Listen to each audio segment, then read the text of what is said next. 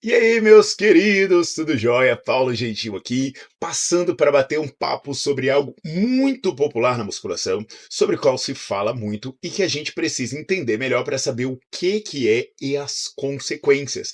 É o tal do pump, né? Quando você faz o músculo fica inchado por alguns minutos. O que é esse pump? Qual a influência disso? Se isso tem algum benefício, algum malefício? Porque assim, você vê muita gente dizer que toma um determinado suplemento, aí o pump é muito melhor, faz um determinado tipo de treino, aí o pump é muito melhor. Será que isso realmente vai influenciar nas respostas ao treinamento e como isso acontece? Então, esse é o assunto de hoje. Eu vou trazer alguns artigos científicos, tá? Mas se vocês quiserem aprender mais sobre treinamento, especificamente o treinamento de hipertrofia, a minha recomendação é vocês lerem o meu livro Bases Científicas do Treinamento de Hipertrofia. Esse é um best-seller, eu deixo aqui na descrição do vídeo como você pode adquirir. No momento que eu estou falando, ele está disponível para venda, mas às vezes a galera compra muito, aí você vai entrar no link, vai aparecer que ele está esgotado, mas ele é constantemente reposto. Então aí você espera uma, 2 semanas, entra de novo, que se Deus quiser ele já vai estar presente. A outra forma de vocês aprenderem mais sobre esse tema é no meu canal de aulas assinados. Ele se chama Nerdflix, é esse nome bonitinho, né? Enquanto eu fico falando, no canto direito da tela fica aparecendo um QR Code e você aponta para lá. O Nerdflix, você paga R$ 34,90 por mês e você tem acesso a mais de 300 aulas, inclusive aulas ensinando a montar treino, falando sobre o que realmente importa para um treino eficiente. Ele é um canal de streaming, né? Tem aplicativo, tem tudo e você cancela a hora que você quiser. Então ele é muito barato mesmo, por isso é o maior do mundo na área. Então, meus queridos, eu vou falar hoje sobre isso. Os artigos que forem relevantes para o tema, é só vocês olharem na descrição do vídeo, que os artigos estarão lá. Inclusive, esses artigos que eu citar hoje, eles estão disponíveis gratuitamente. Então, quando você clicar, você vai poder baixar para você ler, tá legal? Então hoje é para conversar sobre pump, né? Não se esqueçam, pessoal, eu sei que de repente, né, fica repetitivo ficar falando isso, ele tá falando no automático, não. Mas deixar o like no vídeo é importante por causa do algoritmo, porque se a pessoa assiste e não deixa o like, o algoritmo acha que esse tipo de conteúdo não é relevante, né? Botar para seguir o canal também ensina ao algoritmo que esse tipo de conteúdo é importante e também quando você ativa as notificações, você sempre se é informado do que eu postar. Galera, é importante isso de seguir, de deixar o like, porque senão vai ficar só vindo aquelas porcarias patrocinadas que querem te enganar. E aí a gente sabe o problema que é isso. Mas vamos nessa, vem a vinheta e vamos conversar.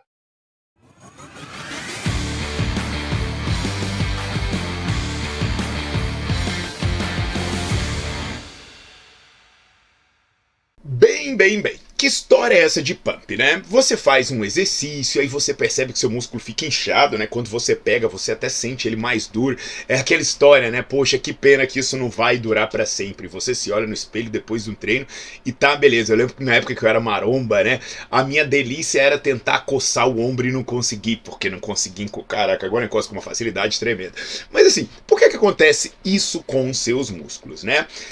Isso pode ser tanto por eventos que acontecem dentro quanto fora das células musculares. Alguns autores sugerem que é principalmente por causa dos eventos extracelulares, né? O acúmulo de água fora da célula. Esse acúmulo de água fora da célula, ele se deve principalmente ao que a gente chama de pressão hidrostática, né? Que é a pressão exercida pelos fluidos. Então você começa a fazer contração muscular, você desvia líquido para aquela região. Então essa pressão exercida pelo líquido adicional pode fazer com que o líquido extravase e fique ali dentro do músculo, mas fora da célula.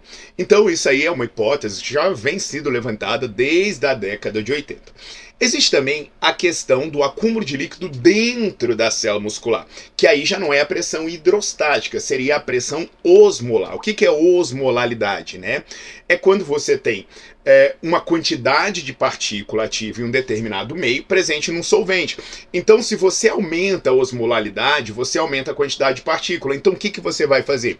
Você vai deslocar o solvente para aquela região para diluir as partículas. Por exemplo, você está fazendo um exercício, né?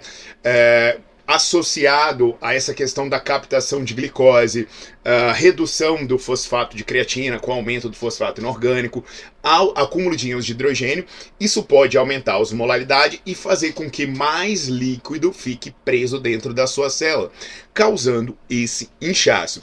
Então você vê que o inchaço nada mais seria do que um acúmulo de líquido, especificamente de água no seu músculo, tanto dentro quanto fora da célula, associado ao processo de contração, que pode gerar uma pressão maior hidrostática e aumentar a quantidade de líquido fora da célula muscular, ou uma pressão osmolar e aumentar a quantidade de líquido dentro da célula muscular. Mas aí, né, explicado isso, o que você pode estar pensando agora? Poxa, tem alguns tipos de treino que me dão mais pump. Por exemplo, tem uns treinos que eu faço, né? Tipo, tem aqueles métodos malucos que o cara fala de não sei o que, sarcoplasmática, de fáscia, stretching, sei lá, que são destinados a causar o pump. E por que isso aconteceria? Porque tem treinos que geram mais pump, tem treinos que geram menos pump, e além do mais, né, isso realmente existe? Tem algum treino que gera mais, algum treino que gera menos? Ou isso é simplesmente achismo? Então, o primeiro estudo que eu trago para vocês... gente, olha só, outra forma de vocês apoiarem meu trabalho, né, também é se tornar membro do meu canal. Para se tornar membro do canal, você paga a partir de R$ 4,99 e aí você tem acesso a conteúdo exclusivo e você tem prioridade na hora que você for dar sugestão ou fazer pergunta. Você vai fazer pergunta, eu vou dar prioridade para te responder, para dar sugestão de tema de vídeo, tá? Isso também vai estar na descrição do vídeo. Eu lembrei disso agora que eu vou falar do artigo, né? E esse artigo vai estar na descrição do vídeo.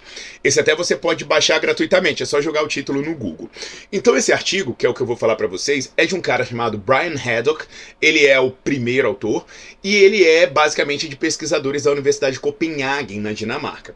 Então eles pegaram 10 homens que eram fisicamente ativos e eles submeteram essas pessoas a 4 diferentes protocolos de exercício, comparando com uma situação controle. Todos esses protocolos envolviam 4 séries de extensora. Tá? De extensão de joelho, de cadeira extensora, com 45 segundos de intervalo. Só que esses protocolos poderiam ser feitos de 4 maneiras diferentes, tá bom?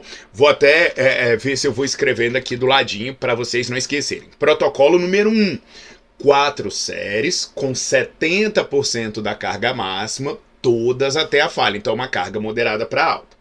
Protocolo número 2, 4 séries com 20% da carga máxima e oclusão vascular. Então ele botava um garrote na coxa e ia até a falha. Protocolo número 3, 4 séries com 20% da carga e sem oclusão, mas indo até a falha. Então com oclusão, de repente, a galera fadigava em 10, 20, sei lá. Aí quando tirava a oclusão, ele continuava fazendo, que faça 40, 50, mas vai até a falha. E o protocolo número 4 também era com 20% da carga, mas aí ele fazia o volume igual ao que ele fazia quando ele estava com a oclusão. Então na oclusão, por exemplo, ele fadigava em 20 repetições, sem a oclusão ele fadigava em 50, aí ele pegava uma situação sem oclusão que fazia as mesmas 20, então consequentemente era submáximo. Por que ele escolheu esses 4 protocolos? Porque todos esses protocolos têm estudos prévios. Por exemplo, esse protocolo mostra que o treino de 70% de 1RM até a falha, com treino de oclusão ou sem oclusão até a falha, todos geram a mesma hipertrofia. Enquanto esse protocolo aí de 20% sem falha, ele já é um protocolo que não tem uma hipertrofia tão boa. Então ele falou, são protocolos que a gente sabe qual dá resultado e qual não dá, e vamos ver aí como eles se comportam em termos de pump, né, de edema, de inchaço. E esse edema, esse inchaço, ele era avaliado colocando a pessoa numa máquina de ressonância magnética por 20 minutos. Então, por 20 minutos, depois do treino, a pessoa ficava sendo avaliada para ver o inchaço, se estava dentro, se estava fora da célula, quanto tempo isso levava para descer.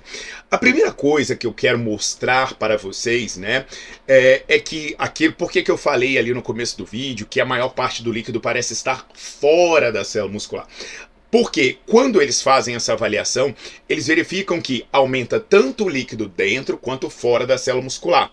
Mas parece que fora da célula aumenta mais do que dentro. Então uma primeira coisa interessante é que o pump não é necessariamente o inchaço da fibra.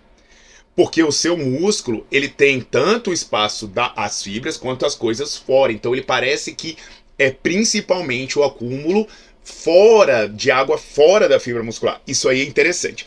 Mas olha só, né? Olha aí o pump.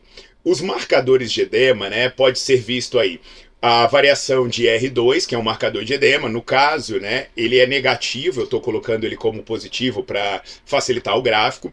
Mas o que você está vendo aí? Tanto a área de secção transversa quanto as variações de R2. Você vê a barrinha azul é quando você faz 20% da carga com oclusão. A barrinha laranja é quando você faz 20% da carga sem oclusão até a fadiga. Então você percebe, né, que quando você avalia aí o R2, os dois estão muito parecidos, mas aí quando você avalia a área de secção transversa, o inchaço propriamente dito ali do músculo como um todo, você vê que aí a oclusão ganha. Agora, quando você vai para carga leve, sem fadiga, aí você vê que o inchaço é bem menor. Dá 11,7% no marcador de R2 e 7,2%. Mas o que eu quero que você olhe de interessante aí nessa brincadeira é que quando você pega uma carga mais alta e vai até a falha, né, e consequentemente você faz menos repetições, o pump é menor. Poxa, Paulo, e aí? E aí nada, pô, o negócio é bom pra caramba pra hipertrofia. Mas o pump é menor. E aí, nesse ponto, né, por que será que o pump foi tão maior quando você usa a oclusão vascular? Porque você vai ter uma pressão hidrostática muito maior, porque você fica ocluindo o vaso, ocluindo. Quando você libera, vai uma quantidade líquida enorme, e aí você tem uma pressão hidrostática muito maior. Aí também, pessoal, eu quero que vocês reflitam, né, sobre o tempo que você leva para perder o líquido. Então eu vou deixar aqui, de novo, né, 3 gráficos bacanas desse estudo. Cara, é muito legal, né? Você tá vendo aí a mudança na área de secção transversa. E o que você tá vendo, né? Como ela era muito maior, que é esse azulzinho que eu vou botar a mãozinha apontando. Ele é muito maior quando você faz a oclusão, né? Eu tô mostrando o braço, mas ela é na coxa. Então você vê que ela é muito maior e você passa muito mais tempo com pump, digamos assim. E lá embaixo você vê o verde, né? O que é o verde? Além dele ter esse inchaço menor, ele dura menos tempo. Então você vê que depois que termina o exercício, ele dura menos tempo. Agora eu quero que vocês vejam, né, no B, o inchaço devido ao acúmulo de líquido fora da célula. E aí o que você percebe? Você percebe que ele é bem maior, né? Você vê uns 16% ali, mais ou menos, que teria, e até mais, dependendo do tipo de protocolo, e ele demora um tempinho para cair. E você vê novamente que os dois azuis agora, eles estão predominando. O que são esses dois azuis? São os dois de 20% da carga que for até a fadiga, com ou sem oclusão, e você vai ver agora o acúmulo de líquido dentro da célula. Aí você vê que ganha de lavada de novo a oclusão, e o pobre lá do carga moderada para alta, ele vai ficar lá embaixo. Gente, então o que eu quero dizer com isso, Jesus amado? Gente, eu quero dizer com isso que o pump, ele é uma ilusão criada pelo tipo de protocolo que você faz.